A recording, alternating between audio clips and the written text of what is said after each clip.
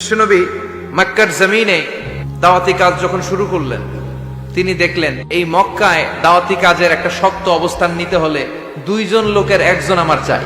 উনি ঘেটে ফেললেন, উনি বুঝে ফেললেন সবাইকে দেখে যে দুইজনের একজন আমার সাথে না থাকলে আমার দাওয়াতি কাজ চালানো কষ্ট হয়ে যাবে। এজন্য গভীর রাতে তাহাজ্জুদের নামাজ শেষে আল্লাহর কাছে কেঁদে কেঁদে বিশ্বনবী দোয়া করে, আল্লাহুম্মা আইজ্জাল ইসলাম বি আহাব্বির রাজুলাইনি ইলাইক। আল্লাহ, দুইজন লোকের যেই লোকটারে তোমার দরবারে মকবুল মনে হয়, ভালো লাগে, পছন্দ হয়, তাদের একজনকে ইসলামের ভেতরে ঢুকিয়ে দিয়ে ইসলামকে তুমি বিজয় দান করে দাও। ও আল্লাহ, দুইজনের একজনকে আমার চাই। একজন হলো আবি জাহাল ইবনে হিশাম, হিশামের বেটা আবু জাহাল, আও উমর ইবনুল খাত্তাব, অথবা খাত্তাবের বেটা উমর। সুবহানাল্লাহ পড়ে। সাথে সাথে দোয়া কবুল করলো কে? কার জন্য করলো? নাকি আবু জাহেলের জন্য? আবু জাহেলের চোখের সামনে পর্দা ছিল, ও পর্দা সরায় না। ওর অন্তরে পর্দা, ও পর্দা উঠে সত্যটা দেখতে চায় না। এজন্য ওর জন্য গোটা বিশ্ববাসীর আছে ঘৃণা। ও যেখানে মারা গেছে, ওর যেখানে জন্মস্থান, ওইখানে সৌদি সরকার ল্যাট্রিন বানায় দিচ্ছে, ঘৃণার প্রতীক। ওইখানে তো অন্য কিছু বানাইতে পারতো, ল্যাট্রিন বানাইতে যাবে কেন? গোটা বিশ্বের মানুষ যায় যেন এটা ভরাই দিয়ে আসতে পারে। কথা বলেন। এই বেয়াদবটার জন্য আল্লাহ দোয়া কবুল করে নাই। ওমরে ফারুক রাগী ছিলেন, কিন্তু সত্য প্রকাশে, সত্য গ্রহণে আপসহীন। সত্য দেখলেই উনি মেনে নিতেন। এটা জাহেলি যুগে ওনার মধ্যে এই গুণ ছিল। আল্লাহু আকবার। বিশ্বনবী কেঁদে কেঁদে দোয়া করে, আল্লাহ, মক্কার জমিনে এই দুইজনের একজন যদি কালেমা না পড়ে, মক্কার জমিনে দাওয়াতি কাজ চালিয়ে যাওয়া কঠিন হয়ে যাবে। হয় হিশামের বেটা আবু জাহেল কিংবা খাত্তাবের বেটা ওমরকে তুমি ইসলামে ঢুকাও। আল্লাহ ওমরের জন্য দোয়া কবুল করলেন। বিশ্বনবী তখনও বুঝতে পারেন এই দোয়াটা কার জন্য কবুল। হঠাৎ ওমরে ফারুক বিশাল একটা নাঙ্গা তলোয়ার নিয়ে বিশ্বনবীকে হত্যা করার জন্য ছুটে এলো। বিশ্বনবী তখন মক্কার আরকাম ইবনে দারুল আরকামের ঘরে সাফা পাহাড়ের পাদদেশে লুকিয়ে লুকিয়ে দাওয়াতি কাজ করতেন। আশেপাশে সাহাবীরা বসা। বিশ্বনবীর চাচা হামজা ইবনে আব্দুল মুত্তালিব বললেন, নবী তাড়াতাড়ি পালিয়ে যান, ওই যে দেখা যায় ওমরে ফারুক তলোয়ার নিয়ে আপনারে মারতে আসছে। বিশ্বনবী বললেন, চাচা সরে যান, সাহাবীদেরকেও সরে যেতে বলেন, দরজাটা খুলে দেন, ওমরকে আসতে দেন। আমার তো মনে হচ্ছে ওই যে তাহাজ্জুদের নামাজ পড়ে আল্লাহর কাছে কেঁদে কেঁদে আমি দোয়া করেছি, আমার দোয়াটা আজকে কবুল হতে চলেছে। আমার তো মন বলছে আল্লাহ দোয়াটা কবুল করবে। দরজা খুলে দেন। ওমর ফারুক চলে আসলেন, এসে তলোয়ার রেখে দিয়ে আঙ্গুল উঁচু করে বললেন, আশহাদু আল্লা ইলাহা ইল্লাল্লাহ, আশহাদু আন্নাকা মুহাম্মদ রাসূলুল্লাহ। ঝিনুকের ভেতর লুকিয়ে থাকে যেমন মতি, কালমা শাহাদাতে আছে আল্লাহর জ্যোতি। সুবহানাল্লাহ পড়েন। কি আল্লাহর জ্যোতি এসে ওমরে ফারুকের হৃদয়টাকে নুরানি করে দিল। তিনি তলোয়ার রেখে ঘোষণা দিলেন, আশহাদু আল্লা ইলাহা ইল্লাল্লাহ ওয়া আশহাদু আন্নাকা মুহাম্মাদ আবদুল্লাহ ওয়া রাসূলুহু। বিশ্বনবী খুশি হয়ে গেলেন। ফাতারদা ওয়ালা সাওফা ইউতিকা রাব্বুকা ফাতারদা। ও নবী, অচিরে এমন এমন জিনিস একটার পর একটা আমি আপনারে দান করব, এগুলো পেয়ে আপনি খুশি হয়ে যাবেন গো নবী। আপনার অন্তরে দুঃখ, কষ্ট, হতাশা, আপসেট হওয়ার মানসিকতা, ফ্রাস্ট্রেশন কিছু আল্লাহ রাখবো না। ওয়ালা সাওফা ইউতিকা রাব্বুকা ফাতারদা। অচিরে এমন এমন জিনিস আমি আল্লাহ আপনারে দেব, আপনি খুশি হয়ে যাবেন। ওমরে ফারুকের ইসলাম ধর্ম গ্রহণ করানোর মাধ্যমে বিশ্বনবীর মনটারে খুশি করে দিল কে? আল্লাহ। ফাতারদা। বিশ্বনবী খুশি হয়ে গেলেন। পাইছেন আল্লাহ কিভাবে বিশ্বনবীর খুশি করে? সুবহানাল্লাহ পড়বেন না?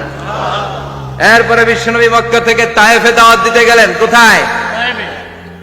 হজ উমরা যারা করেছেন 70 থেকে 75 80 কিলো দূরে পাহাড়ি পথ বেয়ে বেয়ে উঠতে হয়। 6-7 হাজার ফিট উপরে পাহাড়ের উপরে তায়েফের শহর, তায়েফ সিটি। ঠান্ডা। ওইখানে গেলে মনেই হবে না এটা সৌদি আরব। ওইখানে জ্যাকেট লাগে। কি লাগে? জ্যাকেট। বিশ্বনবী কষ্ট করে 80 কিলোমিটার পথ পাড়ি দিয়ে তায়েফের ছেলেদেরকে দাওয়াত দিতে গেলেন।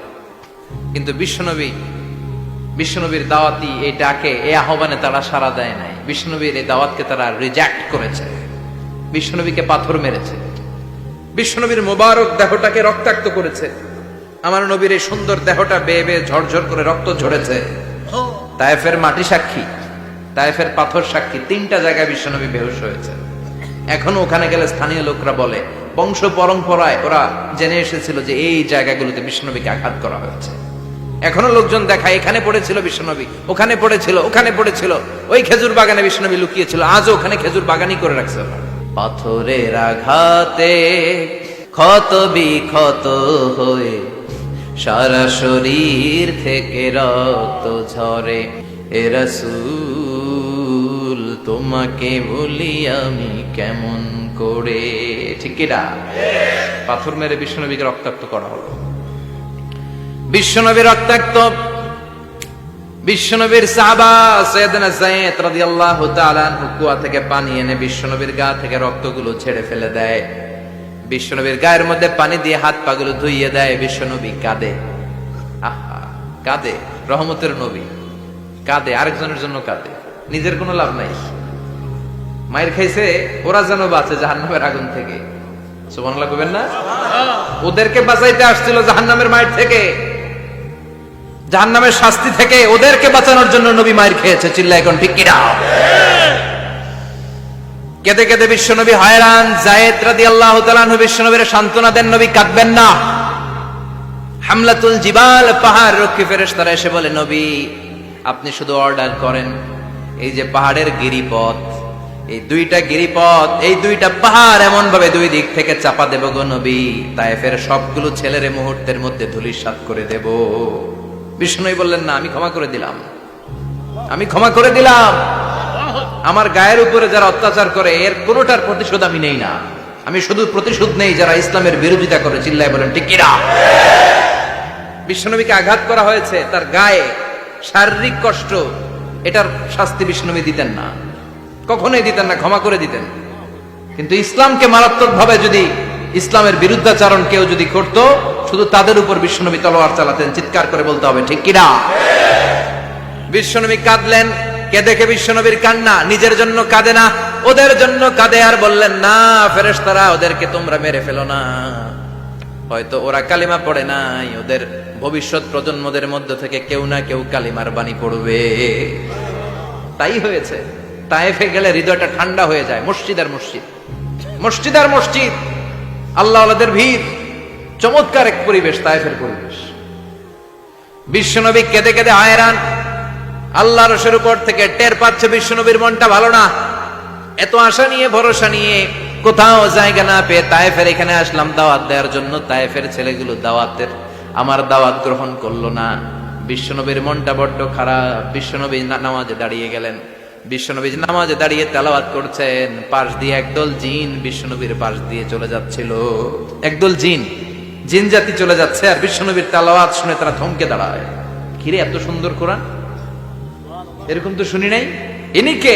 খোঁজখবর নিয়ে দেখলেন ইনি বিশ্বনবী। সুবহানাল্লাহ পড়েন। তারপরে এরা ছুটে গেল এলাকায়। এলাকায় যে এরা ঘোষণা দেয়া শুরু করলো, ইন্না সামি'না কুরআনান আজাবা ইয়াহদি ইলার রুশদি ফাআমান্না বিহি, নিশ্চয় আমরা আজীব চমৎকার কোরআন তেলাওয়াত শুনে এসেছি। এই তেলাওয়াত সাধারণ তেলাওয়াত নয়, এই আয়াত দুনিয়ার মানুষের বানানো আয়াত নয়, এই আয়াতগুলো পাঠিয়েছে কে? এই আয়াতগুলো ইয়াহদি ইলার রুশদি, হেদায়েতের দিকে মানুষকে পথ দেখায়। তাই আমরা যারা এই তেলাওয়াত শুনেছি, আমান্না বিহি, এই তেলাওয়াত শুনে, কোরআন শুনে, বিশ্বনবীর কণ্ঠে তেলাওয়াত শুনে আমরা সবাই ঈমান এনে মুসলমান হয়ে গেলাম। বিশ্বনবী তখনও জানে না জিনেরা যে মুসলমান হয়েছে। বিশ্বনবী নামাজ পড়ে যখন বসলেন, সাইয়েদনা জিবরাইল মারফত আল্লাহ বিশ্বনবীরে জানায়, ও নবী হতাশ হন কেন? হতাশ হবেন না, নিরাশ হবেন না, হাল ছাড়বেন না, ভরসা রাখবেন কার উপর? ও নবী হতাশ হন কেন? দাওয়াত দিতে এসেছিলেন তায়েফের যুবকদেরকে। তায়েফের যুবকরা দাওয়াত কবুল করে নাই তো কি হয়েছে? তার বিপরীতে অদৃশ্য জগতের একটা প্রাণী, জিন জাতি, তারা আপনার কণ্ঠের সুন্দর তেলাওয়াত শুনে কালিমা পড়ে মুসলমান হয়ে গিয়েছে গো নবী। বিশ্বনবীরে শোনায় দিলেন। ফাতারদা, বিশ্বনবী আবার খুশি হয়ে গেলেন। ওয়ালা সাউফা ইউতিকা রাব্বুকা, যেখানে বিশ্বনবীর মন খারাপ, বিশ্বনবীরে ভালো করার থেরাপি আল্লাহর জানা আছে না নাই? সুবহানাল্লাহ পড়ে। যেখানেই বিশ্বনবীর মন খারাপ, সেখানে বিশ্বনবীর মন ভালো করে দেয় কে? এরপরে বিশ্বনবীর কলিজার টুকরা খাদিজাতুল কুবরা তাহেরা ইন্তেকাল করলেন। বিশ্বনবীর মনটা, হৃদয়টা আবার ভেঙে খান খান হয়ে যায়। খাদিজাতুল কুবরা তাহেরা ছিল বিশ্বনবীর প্রথম স্ত্রী। নিজের যত সম্পদ ছিল সব বিশ্বনবীর পায়ের সামনে ঢেলে দিয়েছে, সব ঢেলে দিয়েছে বিশ্বনবীর জন্য। উনিও স্ত্রী, আমাদের স্ত্রীগুলো স্ত্রী, পার্থক্য আছে না নাই? আহা, নিজের যা ছিল সব দিয়ে দিল স্বামীরে। বিশ্বনবী বলতেন রুজিক তো হব্বাহা, খাদিজাতুল কুবরার ভালোবাসা সহিহ মুসলিমের বর্ণনা, আল্লাহ আমার হৃদয়ের ভিতরে রিজিক হিসেবে দিয়েছে।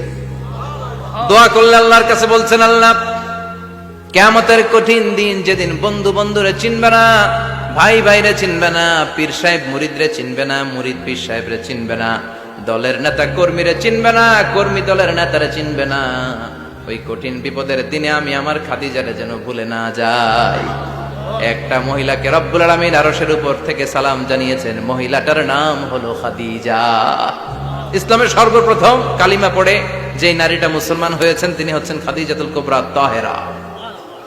এই খাদিজাতুল কুবরা তাহেরা ইন্তেকাল করলেন, বিশ্বনবীর হৃদয়টা ভেঙে খান খান হয়েছে, হৃদয়টা ভেঙে যায়। এরপর চাচা আবু তালেব তিনিও ইন্তেকাল করলেন। বিশ্বনবীর হৃদয়টা মনটা বিষণ্ণ হয়ে যায়, চিন্তায় পেরেশান হয়ে যায়। ডানে বায়ে তাকিয়ে দেখে বিশ্বনবীর সাহায্য করার কেউ নাই, সব দিকে খালি শত্রু, সব দিকে বিশ্বনবীর দুশ্মন। কলিজার টুকরা স্ত্রী বাসায় নাই, শেল্টার দেওয়ার মতো চাচাও নাই। বিশ্বনবীর মনে হয় গোটা দুনিয়ায় যেন তার কেউ নাই। বিশ্বনবী আবার হতাশ হয়ে পড়লেন।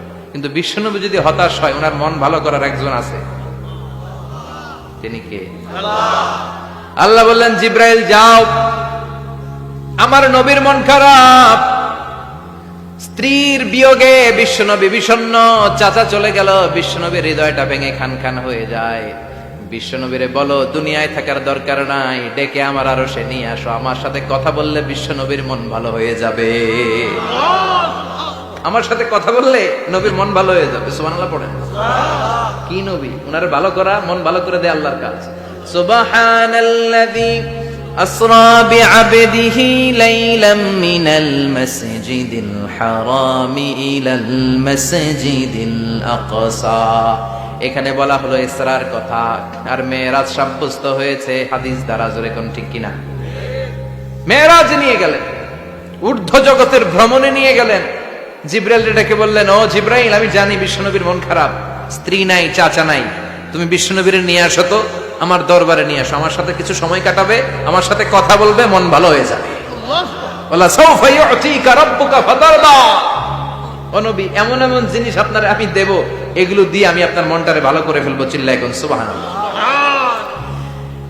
মেরাজ থেকে ফেরার পরে অত্যাচারের মাত্রা আরো বেড়ে গেল, কিন্তু অত্যাচারে মুমিন কখনো কাবু হয় না। জোরে কোন ঠিক কিনা?